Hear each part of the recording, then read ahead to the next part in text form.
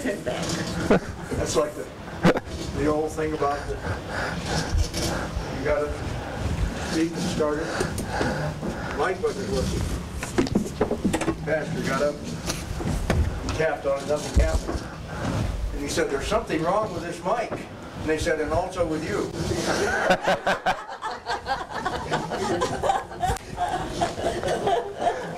That's pretty old, isn't it? True story. When I was in seminary, one of my classmates was leading worship. And instead of facing the congregation, he ended up facing the altar for the benediction. And so he went ahead and said it, and then he said, "And you too." Same guy next year.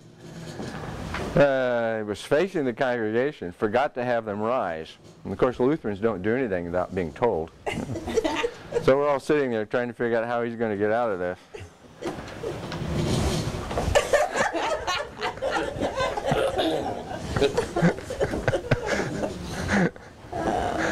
Funny.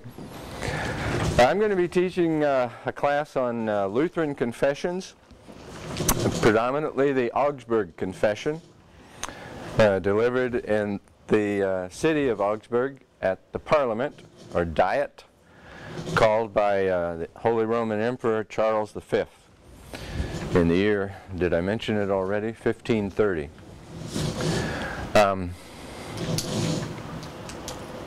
That is really the premier Lutheran document that makes somebody, a church, Lutheran. And we have what's called a Book of Concord, which is pretty thick, and it has lots of other documents in it. Large catechism, small called articles from small called Germany, formula of Concord, and a bunch of other stuff in it, and it's big. But you do not have to subscribe to all of that to be a Lutheran. The Batak Lutheran Church in Indonesia doesn't accept all of that. They accept the Augsburg Confession. That's all they take. And everybody else has said, "You're Lutheran. Welcome to Germany." So, now, I could just print it off and take you through it article by article. There are 22 articles, I think. Maybe 23. I can never remember. Only 7 of those articles explain the dispute with the Roman Catholic Church. Only 7.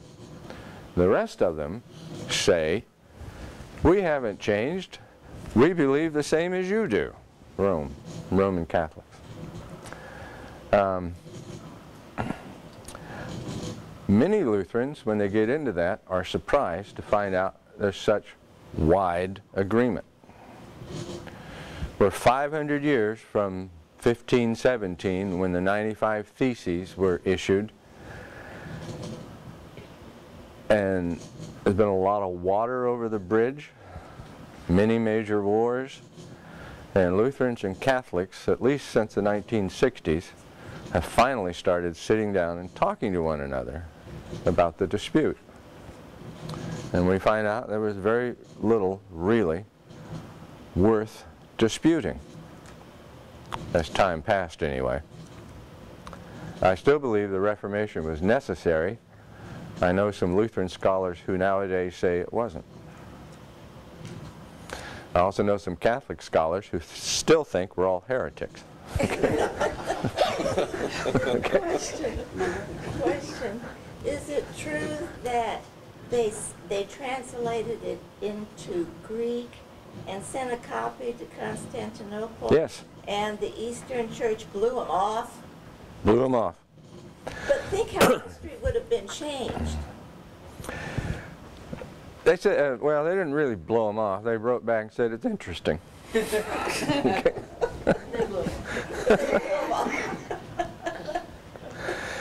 There's a Finnish school of Lutheran theologians. They call them schools. These are guys who just talk, chat back and forth, okay, who've gone into a little bit more on the Lutheran doctrine of salvation compared to the Orthodox doctrine of salvation. And they find a great deal of agreement. But Nobody wants to talk about it yet, you know. No. I attended on vacation once an Antiochian Orthodox Church mission in Charleston, South Carolina. The service was, to me, incomprehensible. The Orthodox liturgy is, and if you can do it one time, you can do it 3 times, you know. Very lengthy service. But the preaching was anything I'd like to hear out of a Lutheran pulpit, you know. It was very evangelical, grace-oriented, you're saved by faith and that stuff. It was just tremendous preaching. Got to stand for the whole thing. Let's see, my number 3 son complained about that the most.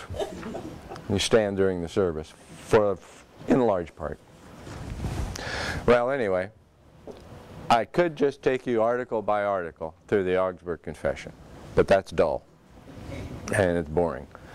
What I'm going to do is spend today going through the context, the history leading up to the Reformation. And then I'm going to group the articles of the Augsburg Confession around topics: sacraments, the nature of grace, and the nature of God. And that's pretty easy to do.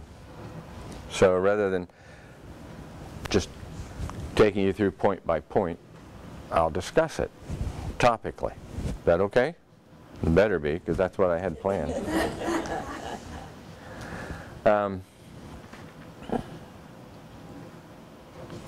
So there's 4, and then the 5th Sunday in September, kind of clean up.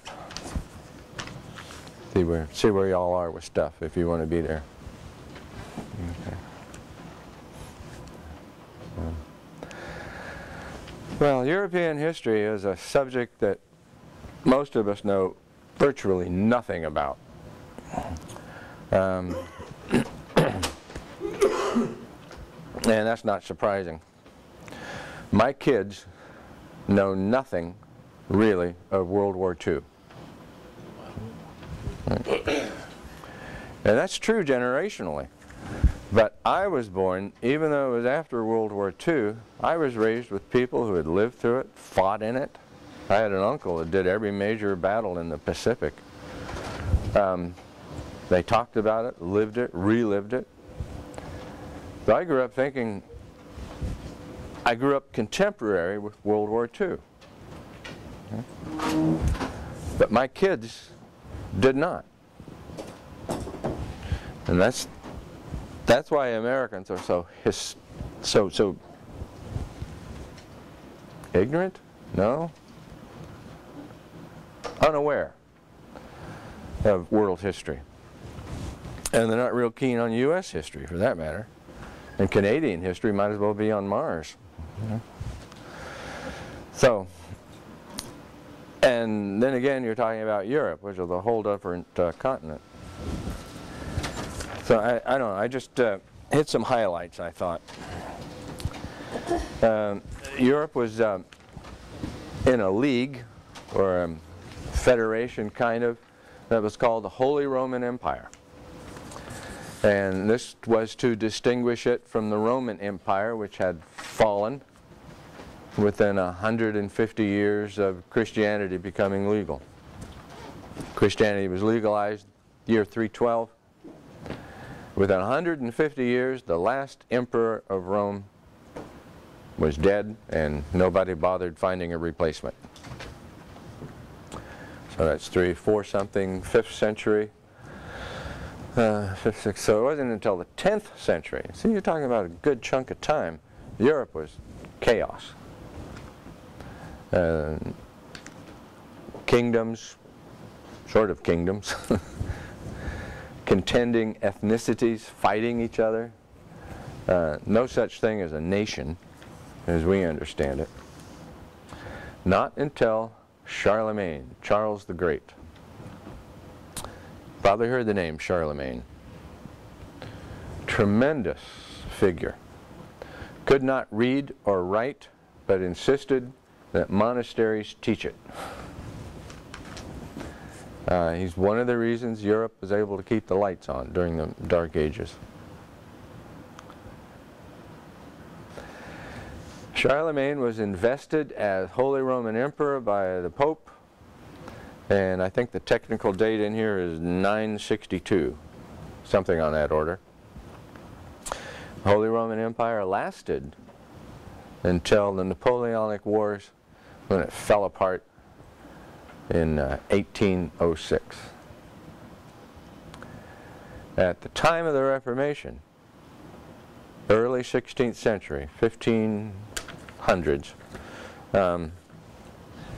the latest configuration of the Holy Roman Empire had been around like 168, 166 years. And it had prevented, it had kept the peace by and large in Europe. I don't understand Europeans. They're always, historically, they're always fighting. That's true. Still are. Still are. Now, there were no newspapers or anything else like that. If you and I were living, we'd probably be stonemasons or gardeners or something like that. We wouldn't care. It would make no difference to us. The aristocracy and their political machinations and all of that stuff going on wouldn't affect us. Today, we get worried if who's the president of Iran? If he hiccups at Israel, right? Yeah. So by and large, all of this stuff just did not affect ordinary peasant class folks. Okay, let me go through here for a second here. The major states were Spain, France, and England, although England didn't have anything much to do with the continent. Scandinavia was a world power, if you can believe it, united under a Danish king. That did not last forever. So, Norway, Sweden, Finland, Iceland, Greenland, all of those are independent countries today. Italy and Germany were not nation states. They were not cohesive countries. They were a series of provinces, principalities, dukedoms, imperial free cities. Wittenberg was a free city. Augsburg was a free city. Things of that sort. Italy was chunked up, divided up, papal states, papal estates, ran by the papacy, principalities ran by local Italian princes. I'm trying to think how it would look so we could compare it. I can't. I know. Picture the United States without the Interstate Commerce Clause. Economic contenders erecting tariffs against one another.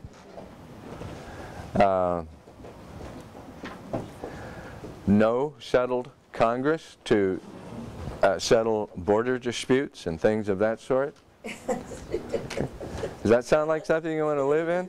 You can't settle anything now. Yeah. One of the major, one of the influences that led to the formation of the U.S. Constitution and the federal system was the tariff war that New York got into with another state, Connecticut, I think. New York raising tariffs and taxes and duties on imports from Connecticut and vice versa, all this stuff. This is what it was like living in Italy. Papal states angry and contending and arguing with Italian princes in their little kingdom. Germany was much the same way. Germany alone, 300 separate principalities. And if you think the rivalry is bad between Columbia and KU in Lawrence, okay.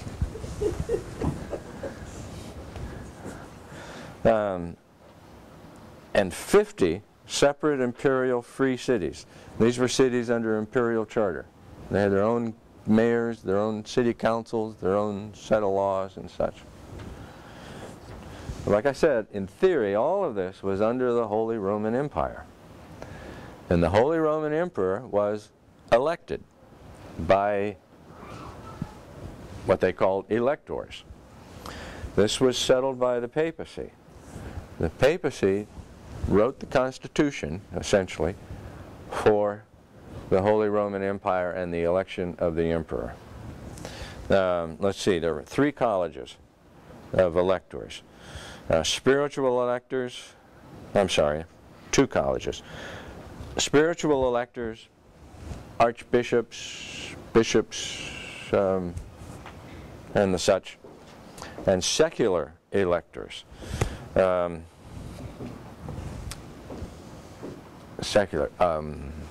Frederick of Saxony, one of Luther's protectors, was one of the electors. And at the time of Luther, Charles V was Holy Roman Emperor. He had been elected in 1519. So the emperor was not hereditary, he was elected. There was a legislature, a Reichstag, but it gathered only when the emperor needed it. Electors, princes, cities, each were sitting as separate houses. So instead of a house and a senate, you'd have, what have I got here? This comes to 1, 2, 3, 3 separate houses to agree on decisions. How's that? You think Congress is gridlocked?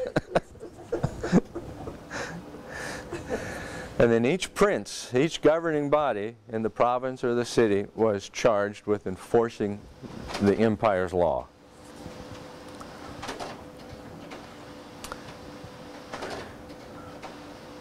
And I picked this line up out of a history book. Okay. The emperor, Charles V, he was king of Spain when he was 16. He wasn't regarded as very intelligent. He had not shown much intelligence as a child.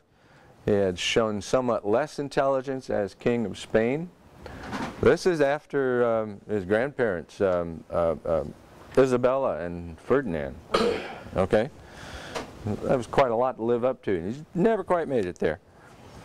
And he was not thought to possess his own will. He was manipulable. And one historian remarked, thus making him the perfect emperor. I can think of another. These aren't people we know. They don't relate to us, do they? So I'm trying to help you out here. Okay. Charles had many political problems and an existential threat from the Turks, from Islam, out of the Ottoman Empire. Istanbul, what used to be called Constantinople. I think most historians probably agree he didn't have much to stop it. I mean, he didn't do much stopping it. The Turks, as they were called, just sort of ran out of steam at the gates of Vienna. And that was it. There wasn't anything in any particular way that the Europeans responded to the threat. Just sort of petered out. Well, there was the defeat of the Islamic armies at the gates of Vienna. But everybody gets lucky. Charles was loyal to the church. He opposed the political power of the papacy. Hardly a politician in those years who did not. Okay. And he spent himself, till his death, trying to achieve 3 goals. Restoration of the empire to the glory of Charlemagne. Preservation of the church. That means the suppression of the Lutherans. And the repulsion of the Turks threatening Europe. Became periodically distracted. became embroiled in a war with France. It was 10 years before he could visit Germany and confront the Lutheran reformers. And he wanted religious peace because he thought this would help unite Europe against Islam.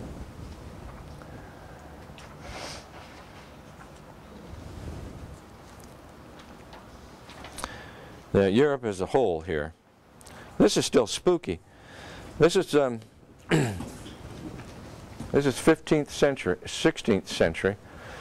The Black Death essentially ended in the 14th century. Historians estimate the population still had not recovered previous numbers from those who had died during the Black Death. The plague, the plague was still breaking out in different places periodically. And Luther's some of Luther's harshest criticism for pastors were those pastors who abandoned their congregations when the Black Plague showed up in town. He just rips them a good one, like a German could, you know. His language wasn't always the most polite. So Europe had still not recovered previous population. An average of, during the Black Death, an average of 30% in a region died, and in some regions it was estimated to be as much as 80 or 90%. Can you imagine that? The social ramifications. Picture this. You have a very stratified society. You have a society with a hierarchy on top, the aristocracy and the landowners and the wealthy. And they pay their workers what they choose to pay. And most of the time it's subsistence. Understand? And suddenly everybody's dead. No workers. And the wealthy too. But the wealthy that are left, suddenly they have to pay more money for the work that used to be done. In the 16th century, it was a time of rising prosperity, largely due to wages and incomes. There had been a lot of land distribution as a result of the Black Death. You walk into a village of 900 and 30% of them, 80% of them are dead, gone. You get your pick of houses, right?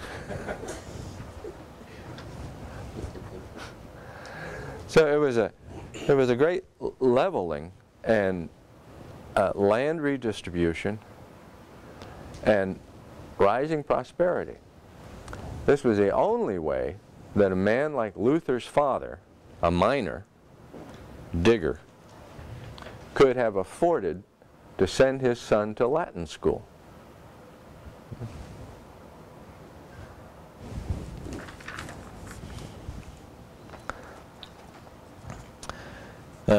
Okay, Black Death returned periodically.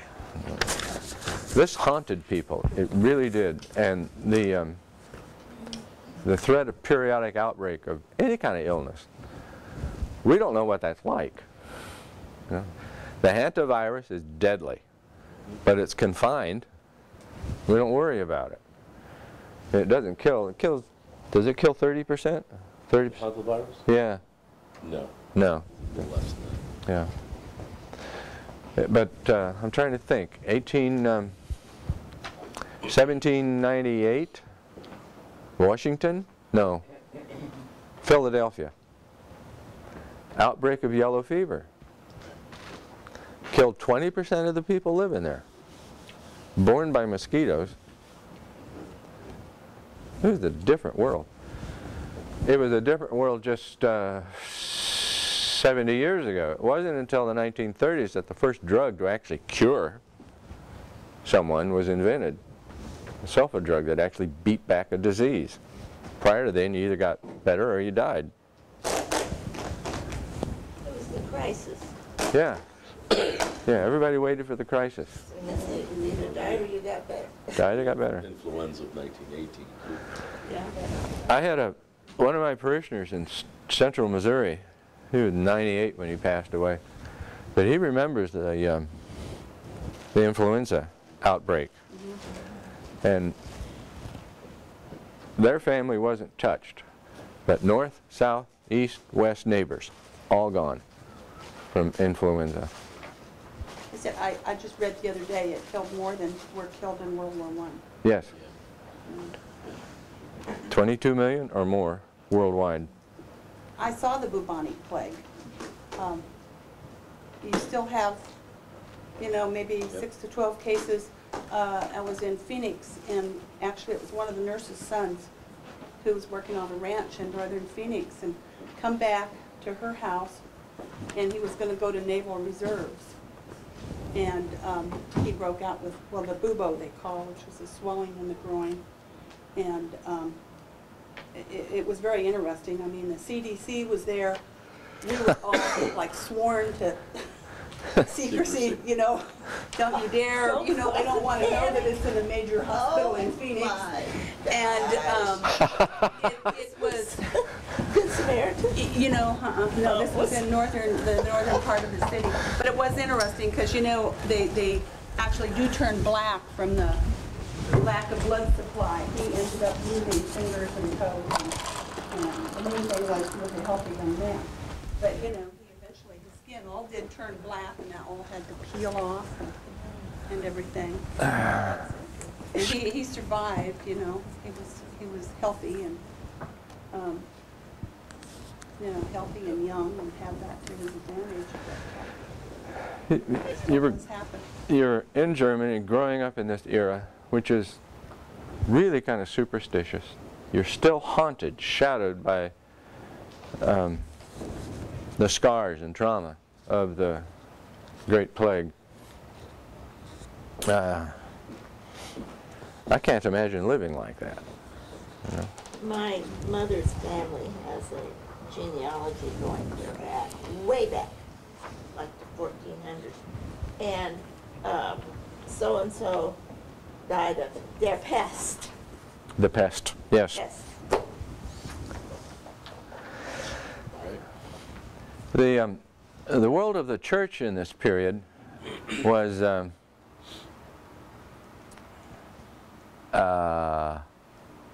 different. Okay. We have an image of immense corruption. Not quite right. Some layers of the church, the papacy, for example, probably could be described as very corrupt. But for good reasons. They were trying to finish St. Peter's Basilica in Rome, and one of the ways to raise money was to sell what were called indulgences. I'll talk about those another day. And the funds raised went to pay. It was a fundraising scheme, you know. It wasn't an ice cream social, but the same purpose, raise money to pay for the church. That'll put your next ice cream social in perspective, won't it? Huh? Offices were bought and sold. It was called simony, for Simon the Magus, who tried to buy the secrets from the apostles. The church was still recovering. Now, in part, all Europe has been devastated by the Great Plague, and the church itself had been devastated by the Great Schism. 3 different popes. It all started when the King of France, whose name I forget, decided he didn't like the Pope elected, the Italian Pope elected by the College of Cardinals in Rome. So he elected his own. 2 popes. Rome, Arvingon. And these guys contended back and forth. Then as a compromise, the theory was a new pope would be elected and these other 2 would resign. Cool. So that's what happened. A third pope was elected, and the other two did not resign. So there's 3 popes. That worked for you. I can't, yeah. And their jurisdiction tended to follow ethnic national lines. You know, the guy in Rome had Italy and the Papal States and a steady source of income. The guy in France was dependent on the king, but he ruled the churches there. And I forget where the other fellow came from. And it was the universities, teachers, theologians. Again, it didn't affect common people, okay? They went to church, heard sermons, went to confession, had communion, and went home, you know, just like normal. The third one, Eastern Church? Pardon? The third one was from the East, Constantinople. No. No? No, that just No. happened a lot earlier. It was 11 something. Yeah, that was an east-west split.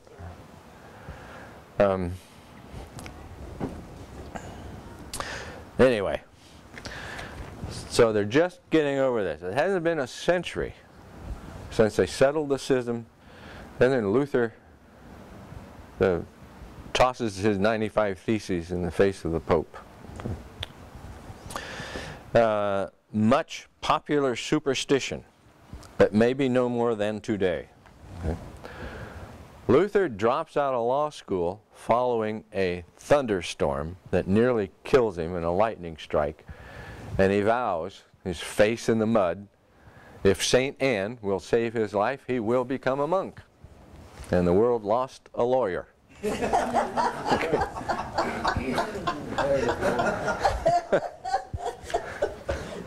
for more thunderstorms.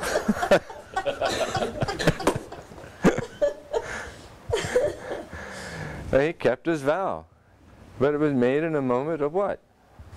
Just fear and superstition. Have you ever watched the good basketball player from Notre Dame cross himself at the free throw line before he takes a shot? That's superstition. Do you know anybody who prays to Jesus for an open parking space? I do. That's superstition. Superstition around the sacrament. People palming the communion host after it's been blessed, taking it away, and using it for a lucky charm Oh dear. or adoration. That was in 16th century. I ran into that in 1984 at a congregation in New York. The pastor had stopped delivering communion in the hand. He insisted on communion on the tongue. Yeah. I thought, that's kind of medieval. How come you're doing that? There was a clutch of Satanists in the area, hitting churches, Catholic and Lutheran, taking the host and performing black mass. Ooh. Now, do you ever doubt the real presence of Jesus in the bread and the wine? I don't, not anymore. I mean, the enemies of Christ know where to find him. Lots and lots of layers of religious superstition, largely born in ignorance. Most people, in the Reformation lands, Luther from Wittenberg insisted on a parish tour, an examination of congregations, and found that most people could not say the Lord's Prayer from memory. They couldn't say it in German, and they sure shootin' couldn't say it in Latin. I can't either. I can get by the, I can get the 2 first words out, and that's it. That was one of the reasons Luther wrote his catechism, the small catechism. He didn't intend it to be a catechism for small kids. He intended it to be a catechism for basic Christians. You ought to call it the basic catechism. Anyway, a lot of ignorance. Most Christians heard Mass, not participated in it, and adored the host, typically refrained from receiving communion. Due to some issues over sin, am I worthy enough to have communion? Am I worthy of God's goodness and grace? And they're very Protestant in that way. I mean, they'd hear the sermon and skip the communion. The monasteries, which had been centers of learning and education and scholarship, were giving way to the secular universities. I don't mean secular in the sense we're talking about today, but these were not religiously founded universities. Erfurt, Wittenberg, Paris, all the great ones came into being around this time.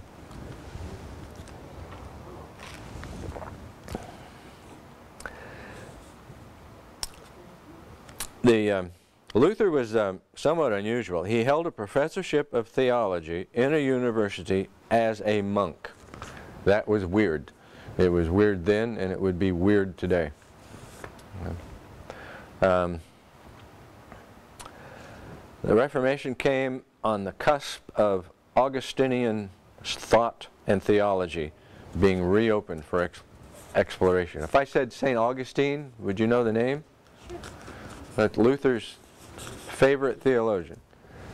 Died early 6th century, early 500s, coincident with the fall of Rome. Augustine was bishop around North Africa, and maybe one of the premier Christian theologians in the first millennium of the church. He had been a wastrel, fathered an illegitimate son. Finally, he converted to Christianity, made provision for the boy. He said a lot of internal struggle. The Confessions of St. Augustine. During his wasted years, he said his best prayer was, "Lord, make me chaste, but not yet."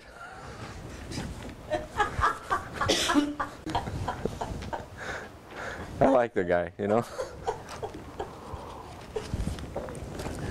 Anyway, people were rediscovering Augustinian's theology. And one of the doctrines of Augustine was justification by grace through faith. That's how we phrase it. That's not the terminology that Augustine used, but it's the same doctrine. It's always been in the church. And Augustine was, he was a strong advocate of grace as the unfailing love of God for us. It was an exciting time in scholarship and theology. Luther himself. Now, this is an interesting character. The German name was Luther. When Luther entered university, he Latinized it. That was the custom. When you went to university, you Latinized your name. So Luther became Luther.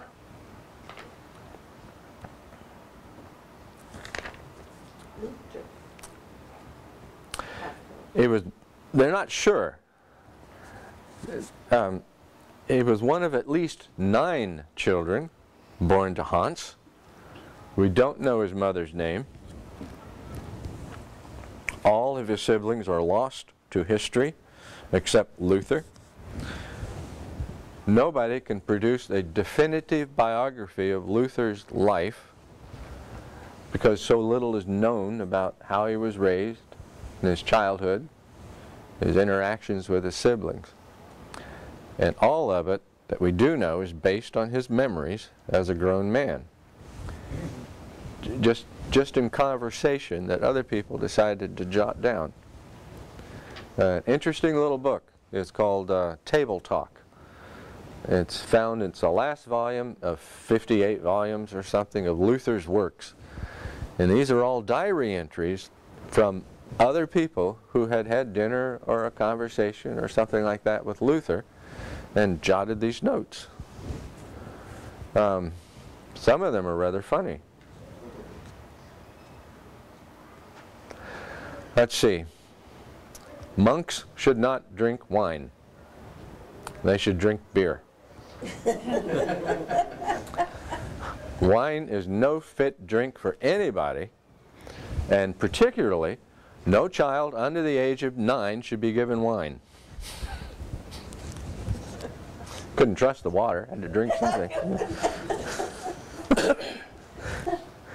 Oh, he had a little dog, Topple, or Topple. The dogs aren't in heaven. You've heard this line probably. He didn't want to go.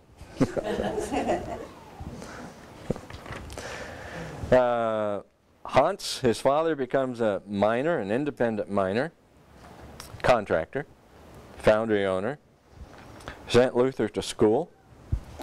The only one, apparently, who went to any sort of schooling, and it was to a Latin school. To get admitted to university in those years, you had to know Latin, Greek, probably Hebrew, I'm not sure.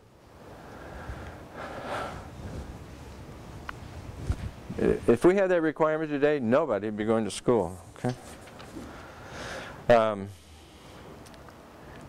And I've always had the impression that Luther was sort of a gifted child. You know what a pain in the butt they can be. But That's why he was picked out of the family to go to school. probably. I had a friend who dropped out of high school and got admitted to college anyway. He kept saying he'd send them the transcript. He's going to write a letter and send them the transcript. They had already had him for a year before they found out he didn't have a high school diploma. But he was doing so well, they decided to keep him anyway. Anyway, Luther, he passes his entrance exams, joins the University at Erfurt. He gets his bachelor's degree at age 19. That's still young. Okay. He gets his master's degree at 22. That's about right. He drops out of law school and enters the Augustinian cloister at Erfurt, the monastery. His intellectual powers are recognized, and he's pushed into becoming a priest. He's ordained in 1507. He is called to Wittenberg University to teach Aristotelian ethics. Doesn't that warm your heart? I can barely pronounce the word, let alone know what the content was. He goes back to Erfurt in 1509, and then back to Wittenberg in 1511. He gets his doctorate in theology. The thesis is lost. Nobody can figure out why. He's only 29 when he gets his PhD. He taught at Erfurt for about 2 years. This would be kind of the same system we have today. He was a teaching assistant, a TA, as he was earning his MA. He had actually entered law school and then dropped out and becomes a monk. He travels to Rome for the Augustinian order. He becomes what's called a district vicar.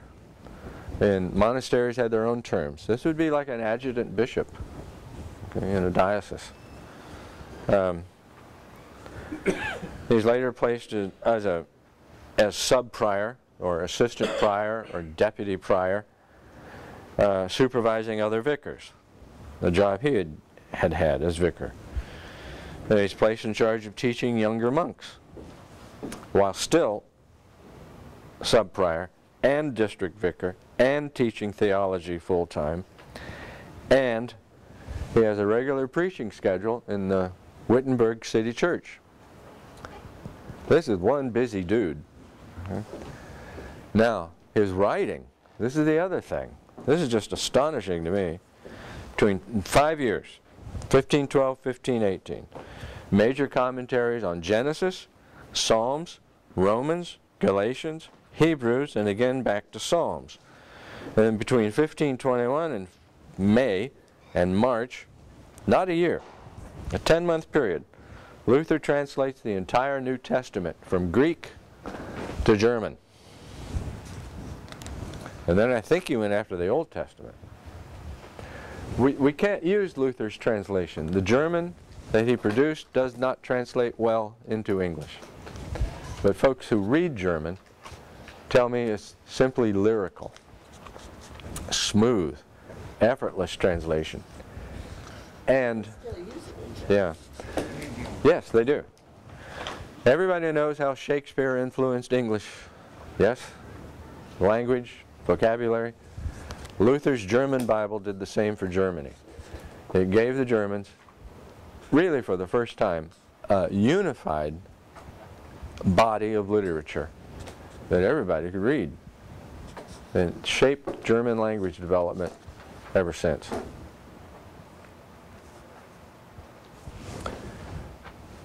I'm going to quit. I'll just leave this tantalizing little note. Everybody thinks Luther attacked indulgences, right? Stomped up to the Wittenberg University front door, nailed his 95 Theses to the wall. Yes? Everybody remember that? Wasn't quite like that. First of all, he wrote his theses in Latin. They were intended for scholars, not layfolk. He didn't want to agitate anybody. Wrote them in Latin. Nailing him to the church door was common. That was this community bulletin board. Sorry. What did happen was, then some smart guys got it, translated it into German, and then had Gutenberg's printing press print it. And within weeks, which was traveling pretty fast, it had spread all across Germany, and the Pope had a copy in hand. He did not attack indulgences. I'll explain what indulgences are another day. He did not attack them. He attacked the misuse of indulgences. Well, that's it. Hope you enjoyed it. Everybody was awake.